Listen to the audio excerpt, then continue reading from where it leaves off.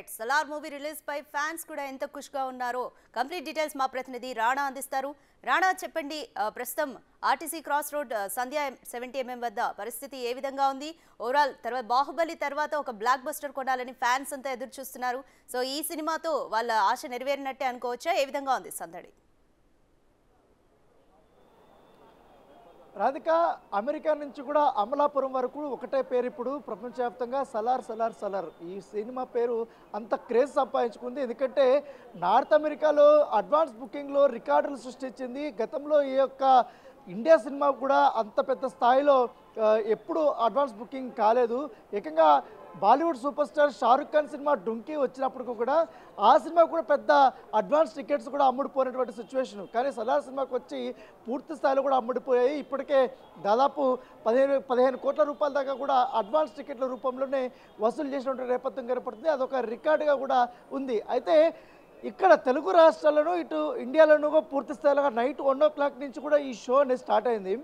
1 o'clock show start అవ్వగానే కరెక్ట్గా 3:30 గంటలకంతా అయిపోయింది. 3:30 గంటలకి పూర్తి స్థాయిలో టాక్ వచ్చేసిన తర్వాత అభిమానులకి ఆనందానికి అవదలేకపోయింది.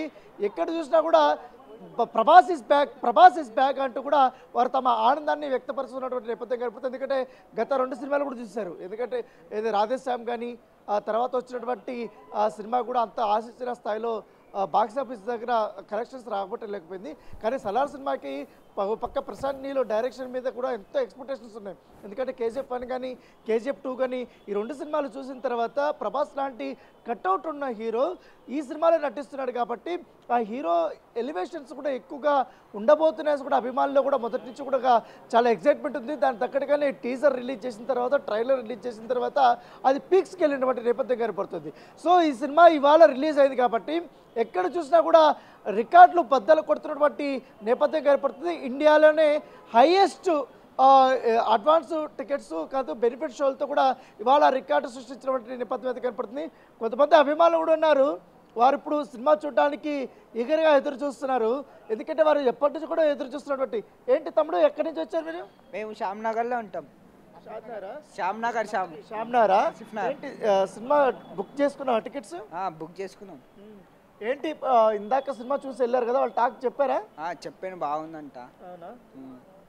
ఏంటి ఇప్పుడు KGF చూసింటావు కదా, KGF 2 కూడా చూసింటావు కదా.